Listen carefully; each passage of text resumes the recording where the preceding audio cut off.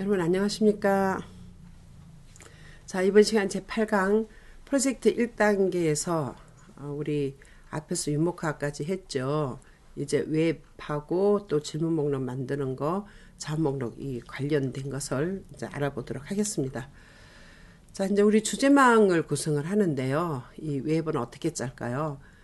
소주제별로 이제 유목화가 이렇게 다 잘 이루어지면 그 주제를 중심으로 이제 망 형태로 이렇게 조직을 하는데, 프로젝트 그 주제망에는 맨 중앙에 뭐를 하냐면 토픽, 그 주제를 적습니다. 그래서 그 주제명을 중심으로 자, 유목화에 셌던 이 유목들을 하나씩 끌어와서 그 그룹의 소주제를 적고, 자, 그 밑에 밑줄을 그어주고, 자, 그 다음에 그 밑에 있던 단어들을 쭉 적으면 되는 거예요. 자, 주제망 완성하기, 여기 이제 그 각 주제에서 시작해서 거기에 속해 있는 단어들을 가지 형태로 이렇게 나열해서 주제망을 완성하는 것이 주제망을 완성하는 것입니다. 자, 주제망을 만드는 과정은 프로젝트 계획을 위한 출발점이에요. 자, 교사는 자신이 그 주제에 관해서 가지고 있는 일반적인 지식을 더 활용하게 되는 거예요. 왜냐하면 아이들이 이제 알고 있었던 것에서 선생님이 알고 있는 그 아이디어를 좀 더 추가를 할 수 있다는 거죠. 그래서 각 개인들은 어떤 주제에 대해서 상당히 유사하기는 하지만 조금씩 다르게 조직되어 있는 것이 마인드 맵이 가지고 있는 특징이다, 이렇게 보시면 되겠습니다. 자, 유아들의 그 아이디어들은 학급 토의 시간에 이제 제시해서 교사에 의해서 주제망을 통합할 수 있는, 자신들이 짠 주제망을 다른 유아들과 이렇게 비교를 해볼 수 있습니다. 자, 프로젝트가 이제 전개되어 가면서 상세화된 주제망이 자, 벽에 붙어져서 자, 완성된 이 활동들을 기록할 수 있는데요. 특별히 흥미 있는 분야가 이제 기록될 수도 있다는 거죠. 아직 다뤄지지 않은 항목들도 기록될 수 있어요. 그런데 이 주제망은 이 주제망에서 있었던 것에서 이 흥미로운 것들은 아이들의 주제망이 아주 길게 이렇게 그 단어들이 나열이 되거든요. 그러면 이제 그런 것부터 먼저 이제 우리가 조사를 해보고 이렇게 하면 되는 거예요. 자, 각 주제망을 이제 구성하는데 요구되는 시간은 45분에서 1시간 정도 이제 보고 있는데, 유아들의 수가 어떻냐, 또 흥미가 어떻냐, 주제망의 크기가 어떻냐에 따라서 약간의 차이는 있을 수 있습니다. 자, 지금 달팽이 프로젝트 주제망을 짠 걸 한번 보여드릴게요. 자, 중심어 여기 중간에 이 토픽이 뭐냐면 달팽이라고 저렇게 그림을 해도 되고 글을 써도 되는 거예요. 자, 먹이가 가장 많이 나왔어요. 말을 하자면 아주 그냥 먹이에 그 단어들이 많죠. 그러면 위로 쫙 올려서 이것을 대칭을 하는 거예요. 그 다음에 이제 많이 나온 게 또 종류예요. 그러면 양쪽으로 좌우에 대칭을 만들고, 그 밑에 사는 것도 하고 천적에 또 아이들이 관심을 가졌어요. 많죠, 그죠? 그러면 밑으로 또 이제 대칭이 되게 하고, 그 사이에 또 이제 특징하고 구조 또 많이 나온 거를 집어넣고, 그 다음에 빈칸에 이제 용도와 여기에 달팽이의 모양, 또 날씨, 색깔 뭐 이런 것들을 집어넣고, 가장 작게 나온 것들은 또 그 사이에 집어넣어서 이렇게 위에 있었던 그 유목에서 순서대로 하라는 건 아니에요. 선생님이 예쁘게 구조를 하시면 되는 거예요. 그 아이들하고 같이 이렇게 하면 되는데, 아이들은 처음 이렇게 웹을 짜보잖아요. 그러면 그 다음에는요, 자기들끼리 잘합니다. 그래서 처음 할 때 선생님이 이론에 맞게 잘 가르쳐 주는 것이 중요합니다. 자, 주제망 활동을 하는데, 저것은 이제 개인들이 다 주제망을 한번 짜보는 거예요. 근데 사실은 이제 우리가 그룹을 한다 그러면 소그룹으로 또 주제망을 짤 수 있고, 학급 전체로 한 주제망을 만들 수 있으니까 그것은 선생님의 재량입니다. 자, 그 다음에 이제 우리 자원 목록표를 작성을 하는데, 자원은 우리가 그 프로젝트의 조사를 하기 위해서 어떤 자원 목록을 이용하느냐, 이건데 여기는 1차적인 자원하고 2차적인 자원으로 나눌 수 있어요. 1차적인 자원은 직접 경험이 가능한 거예요. 예를 들어서 그 주제와 관련된 사람들, 그럼 사람을 직접 이제 보는 거니까 되죠. 직접적인 자원이죠. 실물. 예. 자, 그리고 직접 경험해 볼 수 있는 것들, 취미 활동하는 사람 뭐 다 관련돼서 직접 우리가 볼 수 있고 느껴보고 경험해 볼 수 있는 거, 이런 것은 다 1차적인 자원에 들어갑니다. 자, 그 다음에 2차적인 자원은 직접 경험을 해볼 수는 없지만 사진이나 책이나 팜플렛, 뭐 동화, 동시 자료, 인터넷 자료, 또 도서관을 이용한 그런 자료, 이런 건 전부 다 2차적인 자원에 들어가는 거죠. 간접적인 경험이죠. 자, 자원 목록표를 구성할 때 교사가 직접 자원을 찾아보고 자원 목록표를 작성할 수 있으나 유아들에게 프로젝트 자원에 대한 관심을 갖고 또 찾아볼 수 있도록, 자, 우리 여기에 대해서는 어디서 찾아보면 좋을까? 이렇게 해서 장려해보는 것도 좋다는 거죠. 유아들이 생각하거나 찾아낸 자원 중에는 정말 선생님이 생각하지도 못한 그런 자원들이 또 포함되어질 수도 있기 때문에 자원 목록표를 만들 때 아이들하고 같이 해보는 것도 도움이 된다, 이런 얘기예요. 자, 그러면 1차적인 자원 달팽이를 한번 보겠습니다. 실물은 보세요. 여러 종류의 달팽이. 이것은 이제 관찰을 하는 거죠. 제주도 생태가 좋으니까 이 달팽이를 많이 볼 수 있었어요. 그래서 실물, 그 달팽이 종류, 또 달팽이의 먹이, 또 달팽이를 이용한 요리, 요리까지 이제 직접적으로 다 해보는 거니까, 또 날씨도 직접 관찰할 수 있잖아요. 그럼 달팽이를 키울 때 필요한 도구들, 그 다음에 이제 직업에 관련돼서 농부, 자, 요리사, 이사장님이라고 그래서 이사장님 많이 이제 도와주셨어요. 요리사는 뭐냐면, 이 달팽이 요리를 하실 수 있는 분이, 이쪽에 그 서귀포에 롯데호텔 있었잖아요.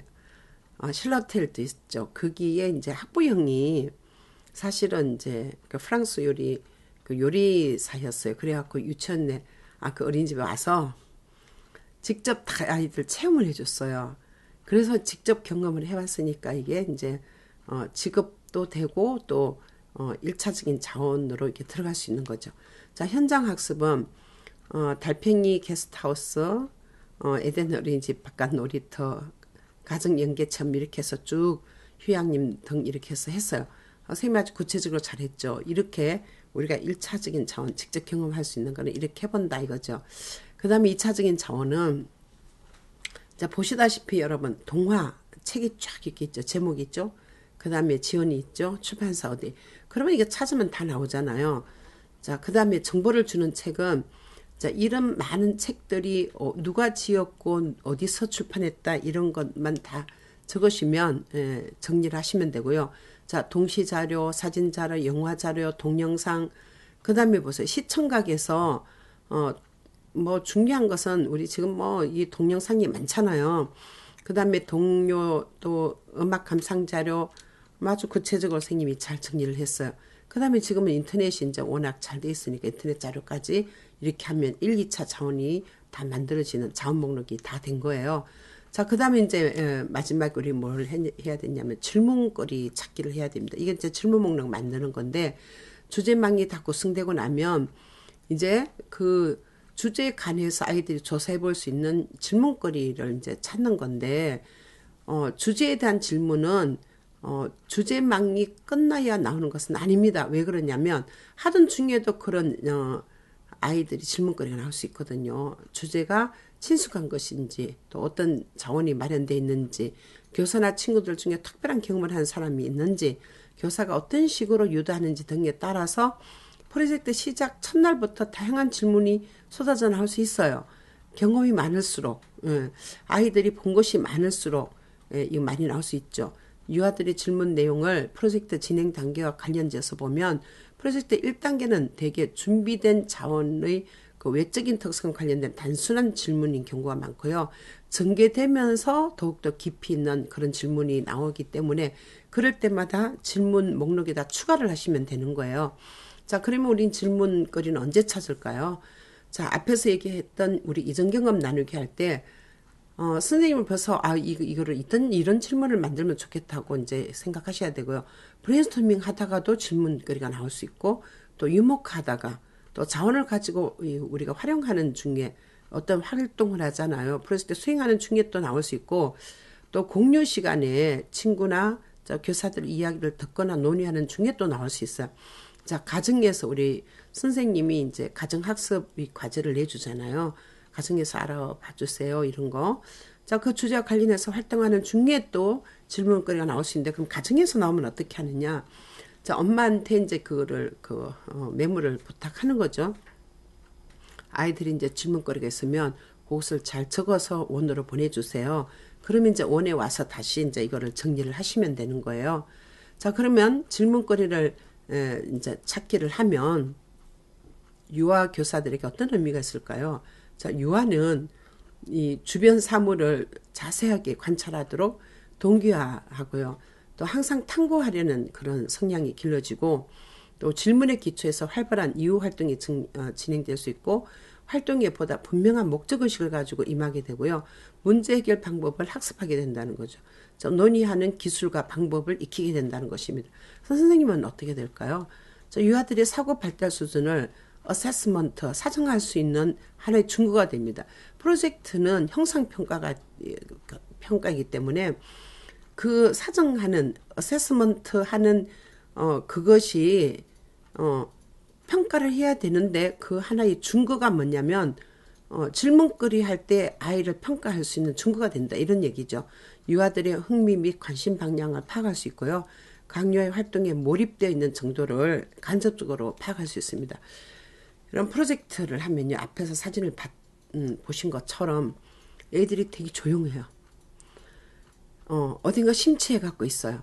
정말 학습하는 것 같아요. 왜냐하면 자기 내면 세계에서 그런 아이디어를 끌어오고 이렇게 하기 때문에 정말 조용한 게 특징이에요. 그냥 열심히 심사숙고하는 것 같아요.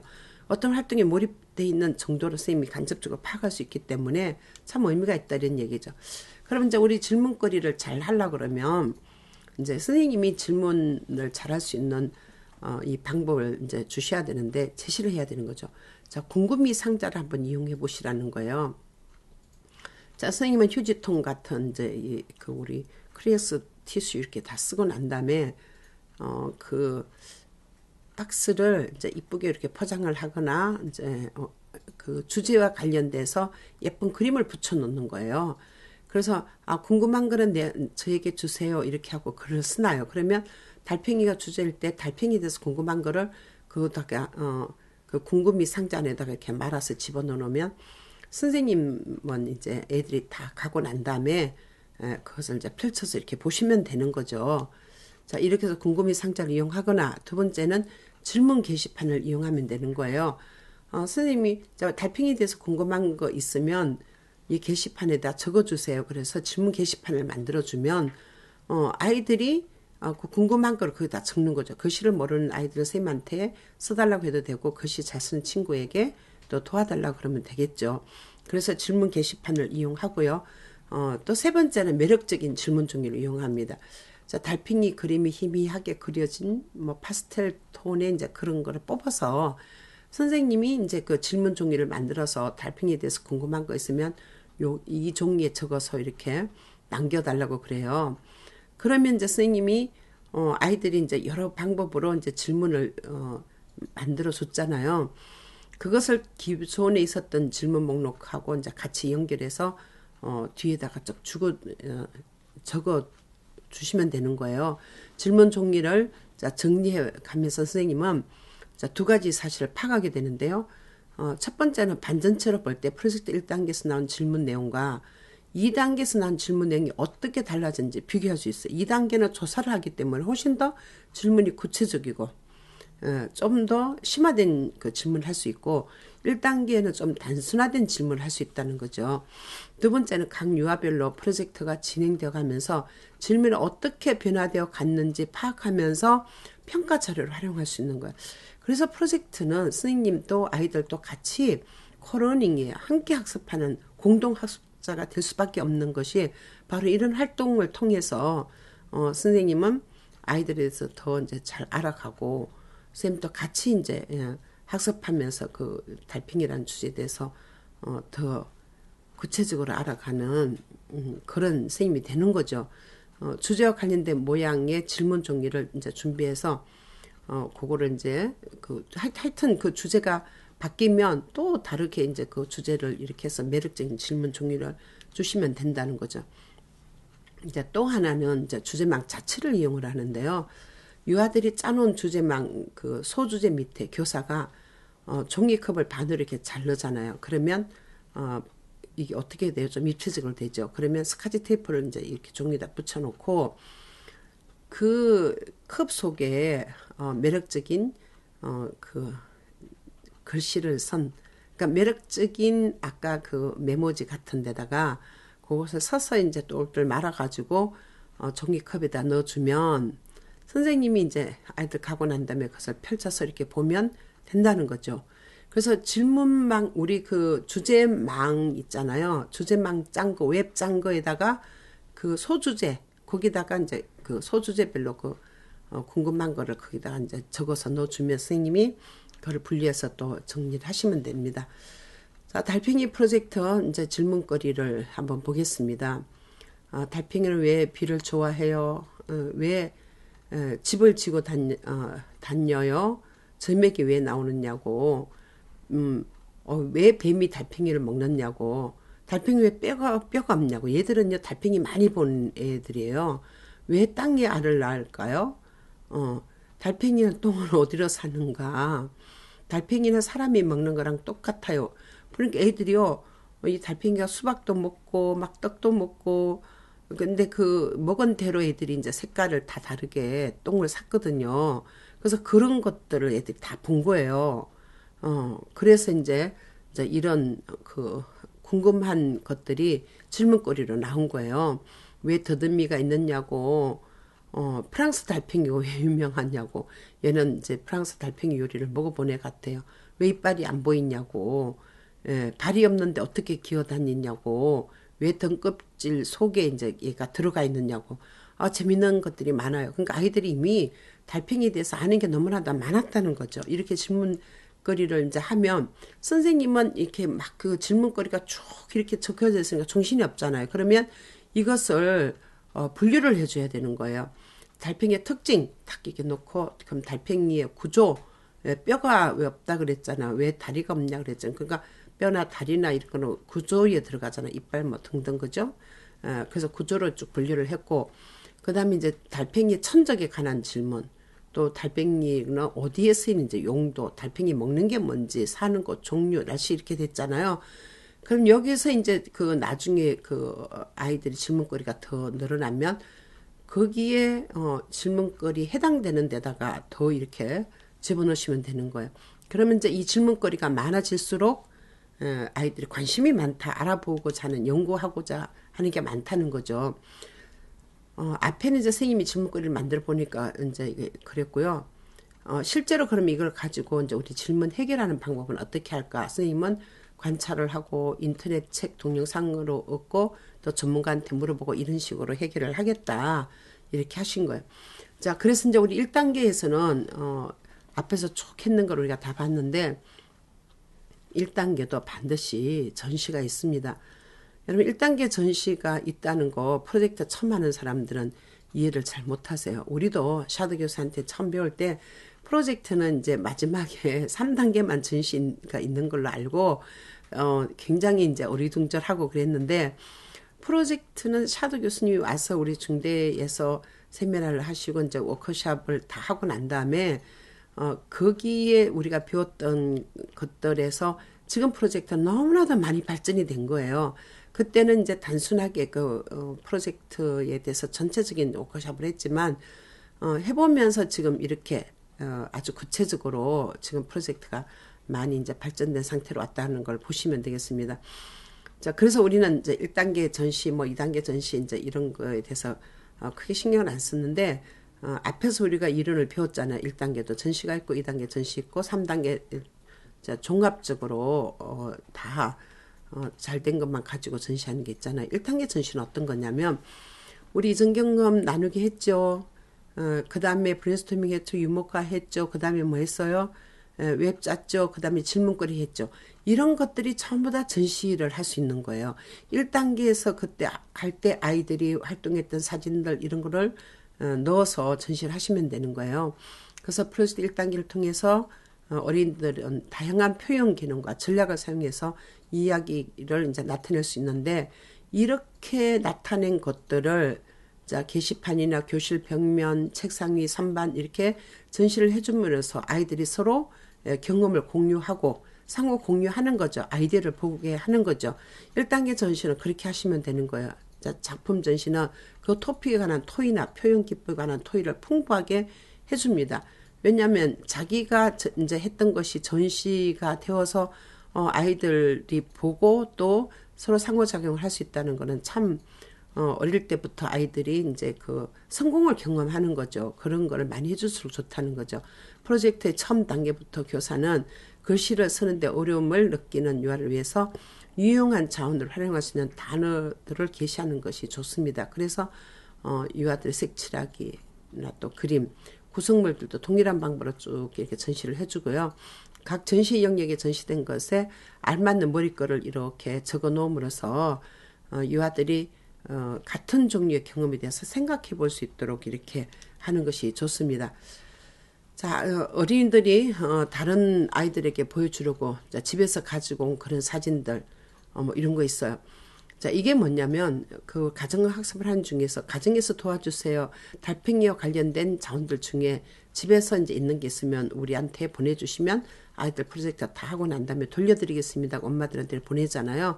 그러면 엄마들이 집에서 있는 자원들을 이렇게 책도 좋고 뭐 무슨 소품도 좋고 이렇게 보내주세요. 그러면 그걸 다 전시를 1단계에서 해주시라는 거죠.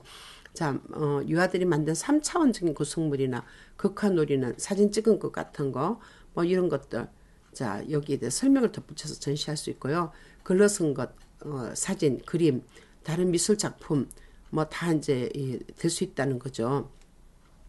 그래서 이제 선생님이 알아서 이제 디스플레이를 이쁘게 이제 잘 배열을 될 수 있도록 전시를 해주시면 되고요. 1단계에서 전시물 중에는 일반적으로 수학적 표현보다는 언어적 표현이나 미술 표현이 더 많아요. 왜냐하면 수학적 표현을 우리가 거의 다 언제 하죠?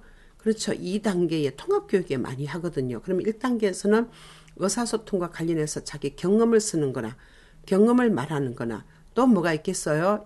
자, 2단계는 그림을 많이 그리고 또 뭐를 하냐면 극화놀이를 합니다. 그래서 이런 자료들이 정말 다른 것보다 훨씬 더 많다 이런 얘기죠. 자, 여러분 이렇게 해서 우리 프로젝트 1단계에서 웹 짜는 거 하고 질문 목록을 또 알아봤는데 우리가 그 2시간에 2강의에 나눠서 프로젝트 1단계를 전체적으로 제가 선머리를 해드렸어요. 여기서 전체적인 이거를 내용을 알지 못하면 프로젝트 정말 잘할 수 없거든요. 그래서 여러분들이 매강 강의 때마다 그 특징들이 있어요. 그것을 잘 이론을 아시고 저는 이제 프로젝트 수행했던 것들이 많기 때문에 여기 자료를 이제 풍부하게 이렇게 올려드릴 거예요. 그러면 이제 그것을 보시고 현장에서 어떻게 이걸 할 수 있는지 여러분 많은 도움을 받을 수 있을 거예요. 프로젝트는 100점짜리라는 건 없어요. 그렇지만 프로젝트 이론에 맞춰서 우리 교육과정에 맞춰서 일 잘 수행을 해서 하나의 그 주제를 아이들이 거의 다 이제 알 수 있고 아이들이 공통적인 그 관심사가 다 이제 질문 목록을 보면서 다 나중에 그 질문 거리를 다 이제 이 답을 달고 해결을 하고 조사가 다 끝났을 때 아이들은 정말로 이 뿌듯함을 느끼거든. 한 주제에 대해서 자기만큼 잘하는 사람이 없다 이렇게 생각을 하는 거죠. 그런 자신감과 또 아이들의 수업의 성공과 또 지금 우리 그 창의성이 꼭 필요한 시대에 이 프로젝트를 하면서 아이들이 생각하지도 못했던 것을 다른 아이들의 경험을 통해서 자기의 또 어떤 창조물을 또 만들어낼 수 있어요. 그런 기회를 확대해 주기 위해서 우리 프로젝트 수업은 꼭 필요한 거라고 생각하고요. 끝까지 우리가 33강으로 쭉 이제 연결이 돼 있는데 잘 보시면서 정말 여러분들이 현장에서 프로젝트 나만큼 잘하는 사람 없어. 이런 선생님들이 이 강의를 보고 나중에 그렇게 이야기할 수 있는 그런 선생님들이 다 됐었으면 좋겠습니다. 여러분 감사합니다.